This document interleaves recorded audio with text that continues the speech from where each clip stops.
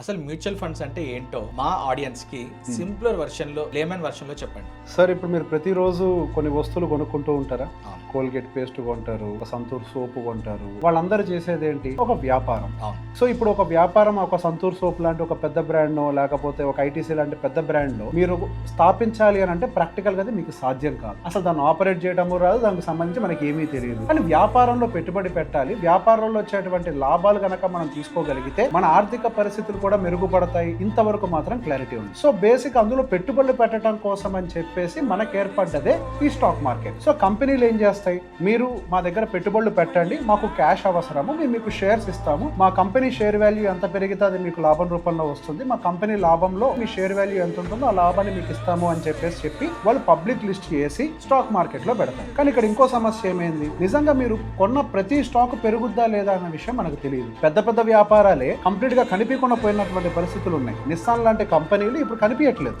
So మనం direct గా తీసుకెళ్లి మనకుండే ఒక బేసిక్ నాలెడ్జ్ తోటి స్టాక్ మార్కెట్ లోకి లేదు ఒక స్టాక్ రెండు స్టాకులు కొనుక్కున్నాం అనుకోండి, ఆ కంపెనీలు సరిగా పర్ఫామ్ చేయకపోయినా, ఆ కంపెనీలు నష్టాల్లోకి పోయినా, ఆ కంపెనీ దివాలా తీసినా కానీ మనం పూర్తిగా మన ఆర్థిక పరిస్థితులన్నీ కూడా దివాలా తీసే సిచ్యువేషన్స్ వస్తాయి. ఆ పరిస్థితులన్నిటినీ ఒక పద్ధతిలో స్క్రూటినైజ్ చేసి ఒక గవర్నమెంట్ కంట్రోల్లో, ఒక సెబీ లాంటి బాడీ కంట్రోల్లో ఏర్పాటు చేసిందే ఈ మ్యూచువల్ ఫండ్ అనే ఒక వ్యవస్థ.